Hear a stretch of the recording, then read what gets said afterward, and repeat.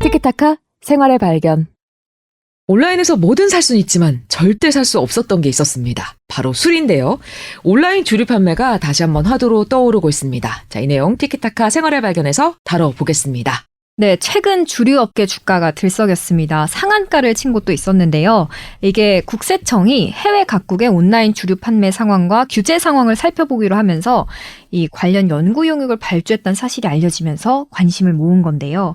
현행법상 주류를 온라인에서 구매하는 게 불법이거든요. 하지만 정부가 온라인 주류 구매에 대해 관심을 보인 걸 보고 이거 온라인에서 이제 그럼 술 살 수 있는 게 아닌가? 이러면서 기대를 모으고 있습니다.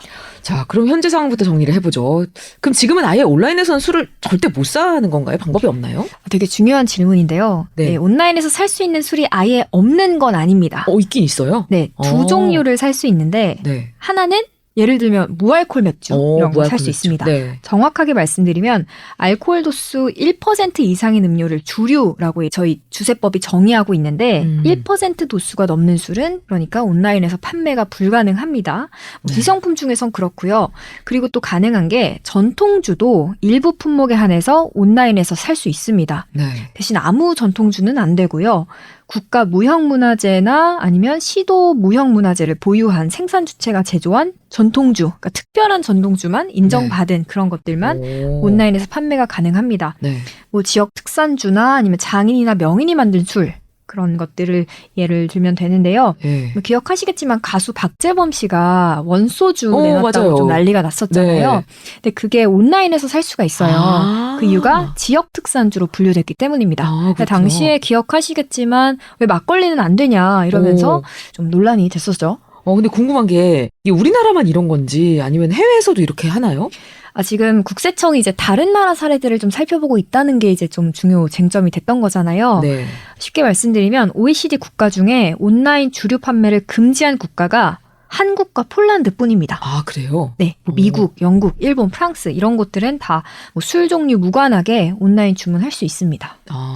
사실 근데 온라인에서 주류 판매하자, 허용하자 이런 목소리 나온 게 이제 하루 이틀 일은 아니잖아요.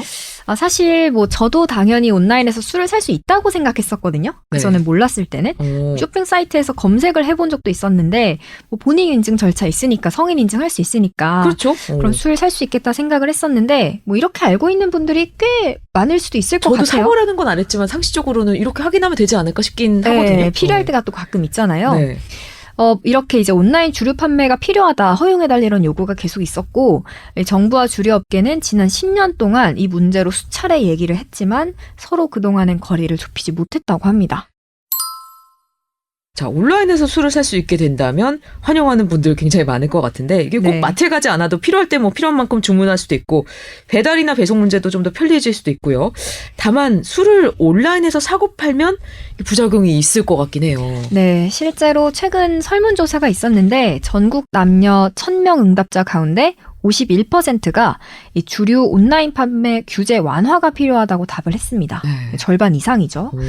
그리고 선희 기자가 얘기한 대로 이 우려라고 한다면 아무래도 미성년자 문제일 텐데요. 그렇죠.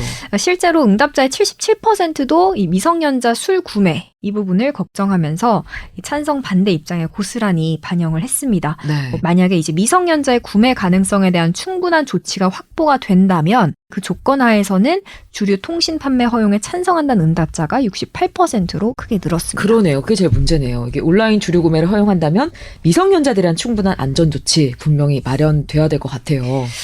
일단 온라인 주류 판매를 옹호하는 업계에선 주류를 주문하거나 배달하는 과정에서 성인 인증 기술을 충분히 도입할 수 있다고 말합니다. 네. 앱을 통해서 요즘에 뭐 지문이나 홍채 인식 가능하잖아요. 그렇죠. 네, 그래서 본인 인증, 성인 인증을 한다거나요. 그리고 이제 또 얘기하는 논리 중에 하나가 실제로 뭐 식당이나 이런 곳에서 미성년자 신분증 검사 하잖아요. 술 혹시 파냐고. 네, 그렇죠. 받아본 적 있으신가요, 최근에? 네. 최근에 근 10년 이내 없습니다. 네. 이렇게 이제 미성년자 이제 신분증 검사할 때 사각지대가 좀 종종 생긴다고 하는데 오히려 이렇게 구매할 때 본인 인증할 때 기술을 도입하는 게 훨씬 더 규제가 잘 된다, 효과적이다 이렇게 말을 하고 있습니다. 네. 그리고 아까 제가 얘기했던 것 중에 다른 OECD 국가들은 온라인 주류 판매 허용했다고 했잖아요. 네네. 좀 자세히 뜯어보면 상당히 강도 높은 보안책을 병행하고 있다고 합니다. 뭐가 있죠? 이걸 지금 연구하자고 국세청이 나선 건데 뭐 다른 국가들에선 주류 광고 금지는 물론 연간 주류 판매 일수 혹은 판매 시간까지도 제한을 두면서 강도 높게 주류 접근성을 좀 컨트롤을 하고 있습니다. 네. 또 캐나다 같은 경우에는 온라인 주류 판매가 가능한 지역에서는 주 정부가 직영으로 주류 유통관리 기관을 각각 운영하고 있습니다. 정부가 직영으로. 다른 우려는 또 없을까요? 물론 있습니다. 이게 반대 입장의 논리일 텐데요. 아무래도 구매가 쉬워지니까 편리해지니까 술을 더 자주 많이 마실 수 있다는 점도 있고요. 저는 이게 우려가 되는데 네.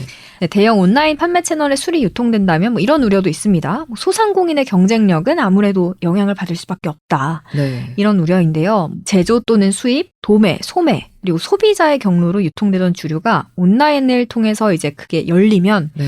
이 제조 수입자에서 바로 소비자로 유통이 되는 거잖아요.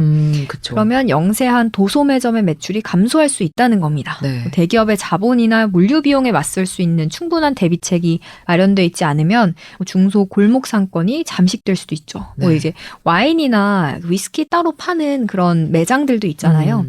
그리고 또 이제 오프라인 매장에 비해서 환불이나 반품이 어렵다는 점도 걱정된다 이런 의견도 있습니다. 저는 근데 궁금한 게 이제 저 치킨이나 이런 거 주문할 때 치맥을 같이 주문하잖아요. 그렇죠. 물론 이제 성인 인증을 거쳐야 되고 하긴 하지만 근데 사실상 이 소비자 느끼기에는 술을 시킬 수 없다라는 느낌은 들지는 않거든요. 그래서 사실 뭐 이미 그렇게 해본 분들도 많겠죠. 네. 뭐 치킨, 뭐 맥주 같이 주문을 한다거나 같은 업체에서. 네. 실제로 배달의 민족이나 쿠팡이츠, 요기요 같은 배달앱을 이용하면 음식을 주문할 때 주류 주문이 가능합니다. 맞아요. 대신 엄격한 기준이 있는데 뭐 단순히 이게 이제 앱 자체에서 성인 인증을 거기서 그치는 게 아니라 네. 그 1회 주문 금액 중에 주류 판매 금액이 50% 이하일 경우에만 음식과 함께 주류가 판매가 가능합니다. 그러니까 내가 10,000원짜리 음식을 시키는데 6,000원어치 술을 시키는 건 불가능하다는 거죠. 네. 뭐 현재 주류업계에선 이 온라인 판매 허용을 해달라고 주장을 하는 게 뭐 소주, 맥주 이런 것뿐만 아니라 뭐 막걸리, 와인, 위스키 여러 가지 있죠. 수입 주류 제품들도 모두 허용해서 소비자들에게 다양한 선택권을 줘야 한다는 취지입니다. 네, 그렇군요. 찬성도 반대도 모두 일리가 있고 또 첨예하게 나뉘는 문제라 앞으로도 논의가 더 필요할 것 같습니다. 자, 오늘 온라인 주류 판매에 대해서 알아봤는데요. 자, 오늘 생활의 발견 여기까지 하겠습니다. 저는 선희 기자였고요. 정은 기자 감사합니다. 네, 감사합니다.